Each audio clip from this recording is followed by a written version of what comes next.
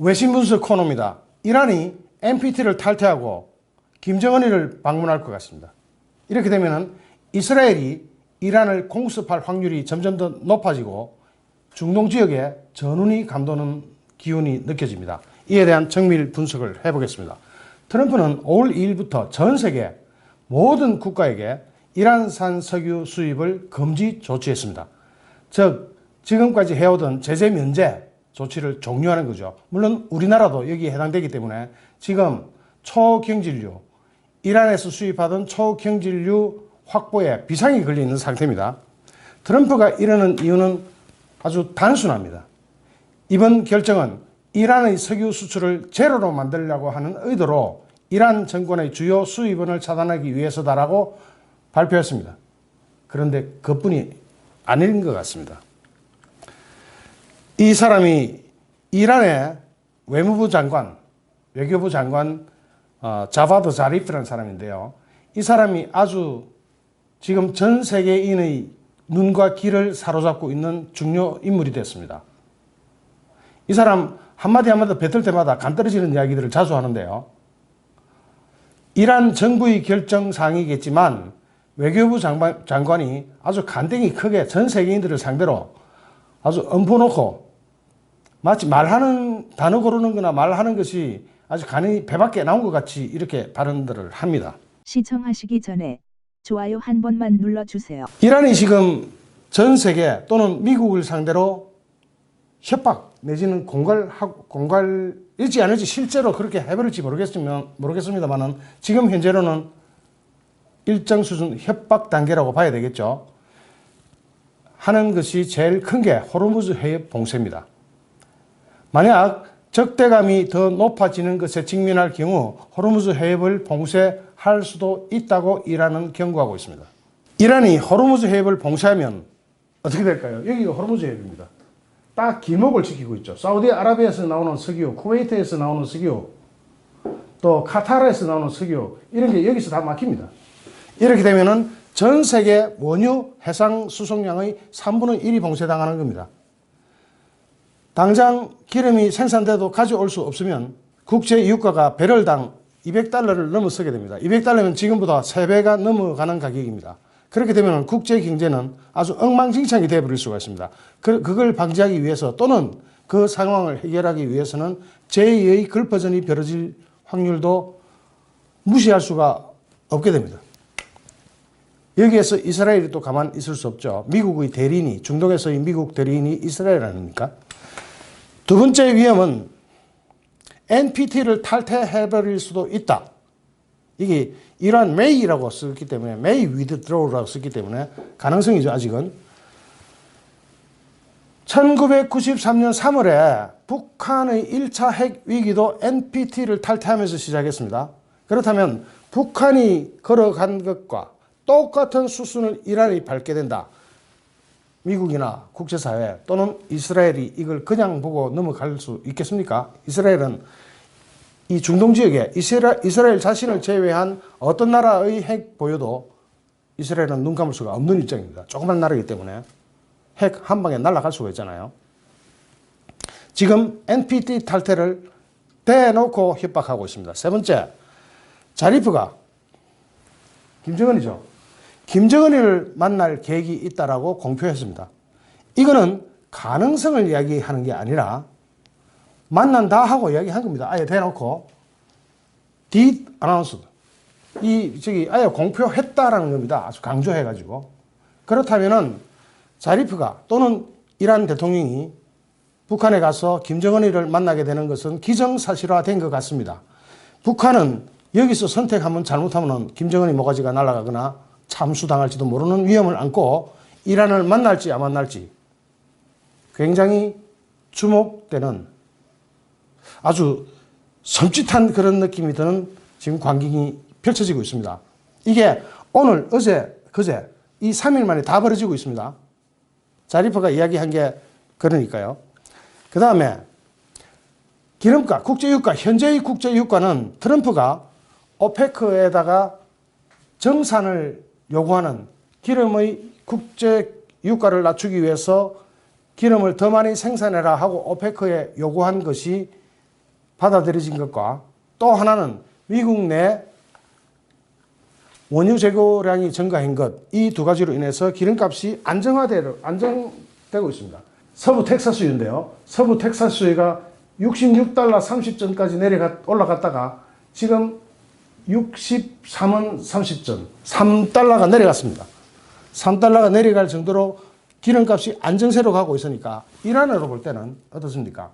자기네가 생산을 안 하면은 국제유가가 올라가서 미국이 숨가쁘게 될 줄 알았는데 졸지에 국제유가가 안정되니까 이란으로서는 기분 나빠진 거죠. 즉 자기네들이 생산 안 해도 오페크에 트럼프가 전화하고 또 미국 국내 원유 재고가 증가하고 있으면서 기름값이 안정돼 버리니까 이란으로서는 조금 섭섭한 이야기가 발생한 겁니다. 거기다가 이스라엘이 이란 핵 공습이 초일기에 들어간 느낌이 듭니다. 왜냐하면 절대로 어떤 경우든지 이유를 막론하고 이스라엘은 중동 지역에서 다른 나라의 핵 개발을 용인할 수 없는 입장입니다. 미국의 입장도 마찬가지입니다. 동북아시아에서는 우리 대한민국의 대통령이 북한 편들어주고 있지만 중동에서는 누구도 이란 편을 안 듭니다. 거기다가 이스라엘은 이란이 핵을 개발했다는 또는 한다는 확정적인 장소를 다 알고 있기 때문에 필요하면 언제라도 미국이 가 하면 그 적시로 다 퍼바쁩니다. 없애버립니다.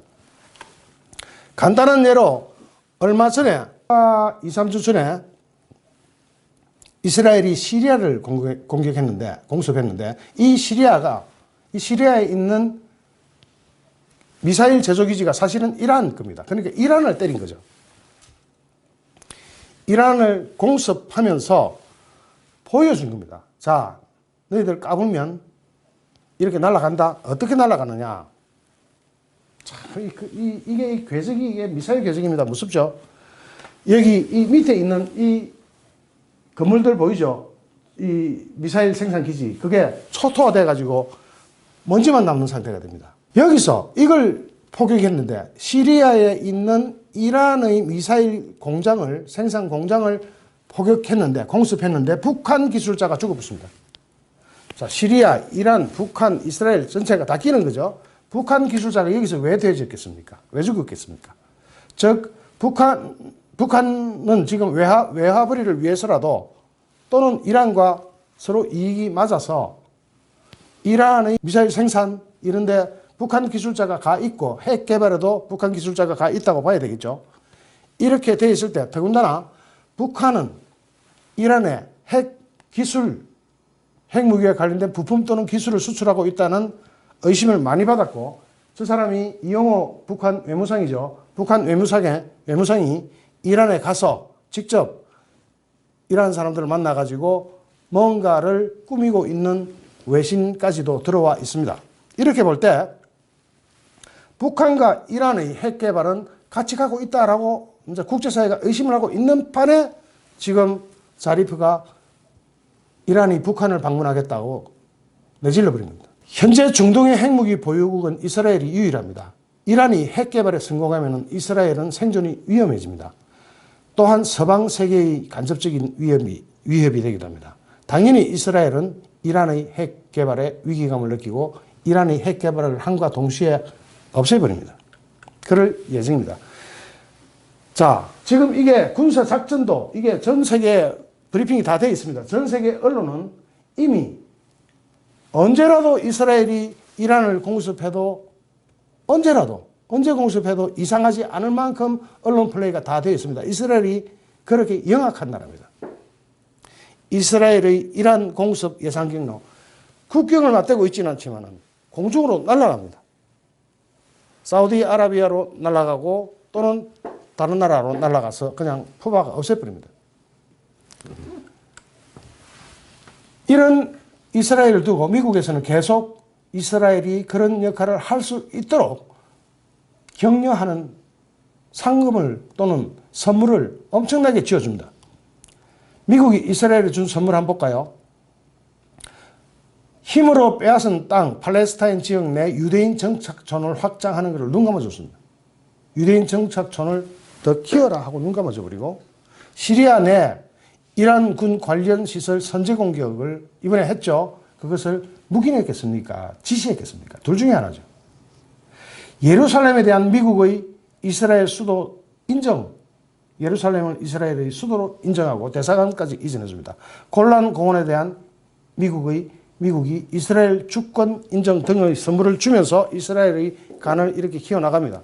그러면 이스라엘은 무조건 이란을 공습하게 됐습니다. 그런 상태에서 김정은이가 이란과 만나면 미국은 어떤 결정을 하게 될까요? 중동 지역에서는 이스라엘이 감당하면 되고 동북아시아에서는 미국이 직접 해야 되겠죠. 자, 정말로 보기 싫은 두 나라의 정상이 만나서 핵 개발에 어떤 도움을 주고받는다? 또는 그럴 수도 있죠. 핵탄도 그렇게 안 크잖아요. 축구공보다 조금 더 크잖아요. 농구공만 하잖아요. 그거 하나 이란 못 들고 가겠습니까? 어떻게든 들고 갈 수 있겠죠. 들고 가버리면 핵 보유돼 버리는 겁니다. 그런 짓을 북한이 하도록 미국이 용인할까요? 이제는 제재를 넘어서는 행동을 김정은이가 스스로 부를 수도 있죠.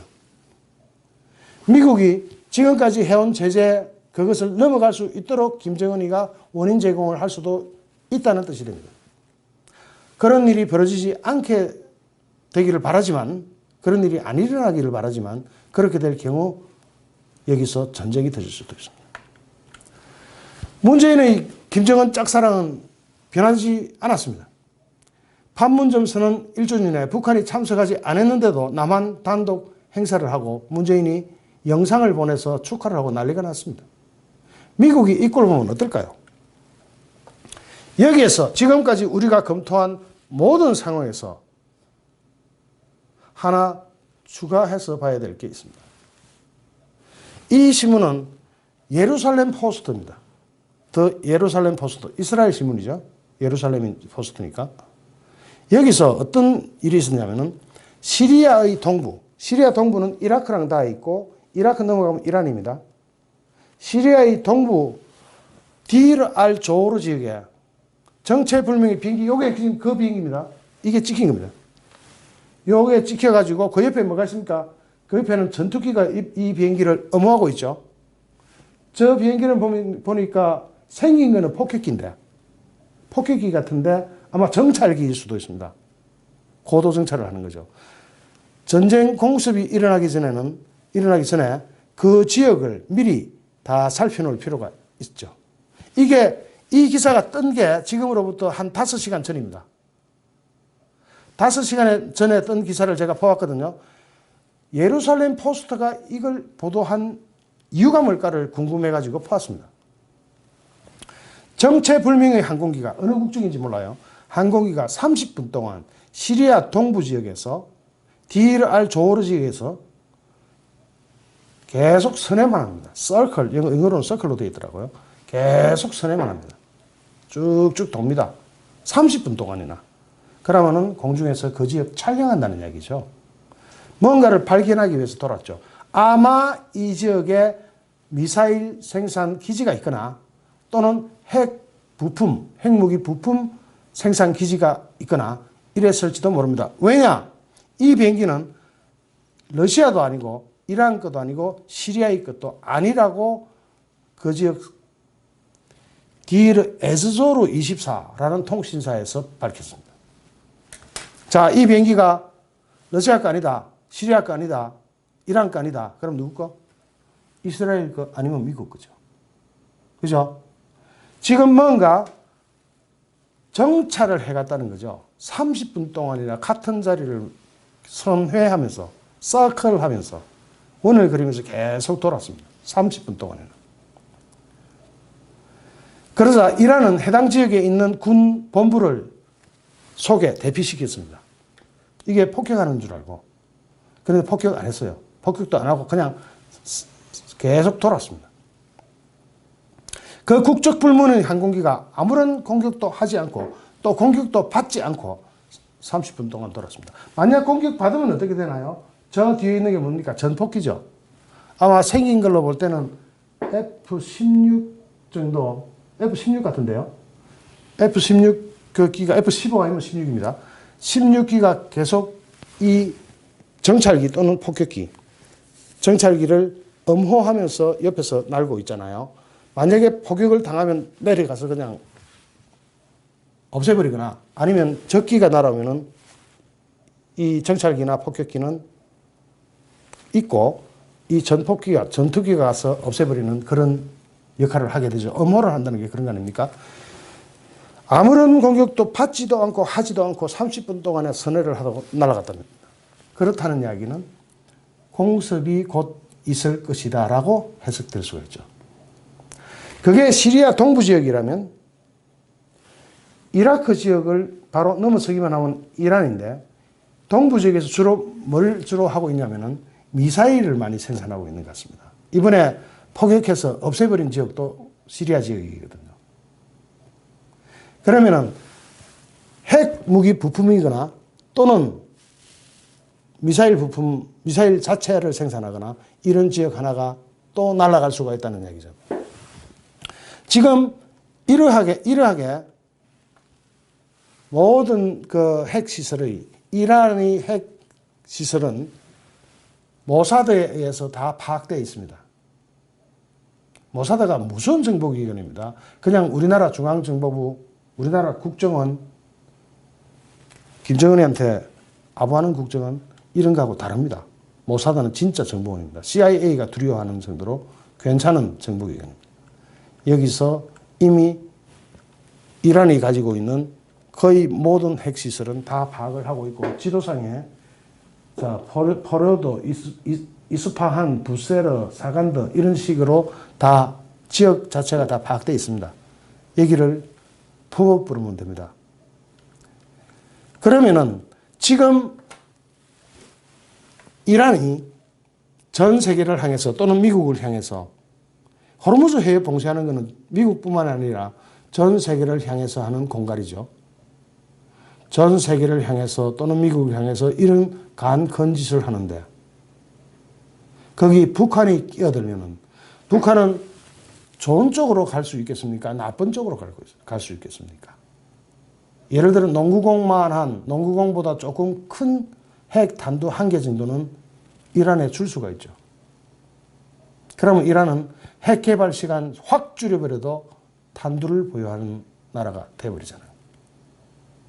이렇게 되면 무서운 결과를 가져옵니다. 그것을 미국은 자세하게 쳐다보고 있을 겁니다.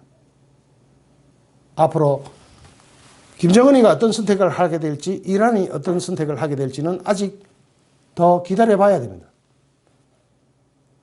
조금 더 자세히 알기 위해서는 시간이 좀 걸리겠죠. 하지만 가까운 시일 내에 무슨 결과가 도출될 수도 있을 것 같습니다. 이란이 어떤 선택을 하게 되더라도 어떤 선택의 방향은 여러 가지 이란이 지금 제시하고 있잖아요. 호르무즈 해협 봉쇄, NPT 탈퇴, 김정은이 만난다. 여러 가지 선택 중에 어떤 선택을 하더라도 그것은 미국의 심기를 굉장히 불편하게 할 겁니다. 그럴 때 미국은 이스라엘을 시켜서 이란의 공습을 언제라도 할 수 있습니다. 즉 미국의 선택 중에서 가장 가능한 선택이 이스라엘의 이란 공습이 될 겁니다. 북한 김정은이가 여기 말려들면 미국은 본격적으로 북한의 레짐 체인지에 나서지 않을 수가 없는 상황입니다. 거기다가 트럼프의 재선 캠페인은 서서히 다가오고 있습니다. 트럼프가 재선되기 위해서는 어떤 선택을 할까요? 그냥 지금처럼 곱게 넘어가는 그런 선택을 할까요? 상황이 이렇게 급박하게 바뀌고 있는데 트럼프의 전략 또한 바뀌지 않겠느냐. 그럴 경우 우리에게 닥칠 위기는 무엇인가. 여기에 대한 국가적인 대비가 필요한 시점인데 문재인은 아직도 오늘도 기초 경제가 튼튼하다는 헛소리만 하고 자빠져 있습니다. 좋아요, 구독하기, 공유하기는 저에게 엄청난 힘이 됩니다. 감사합니다.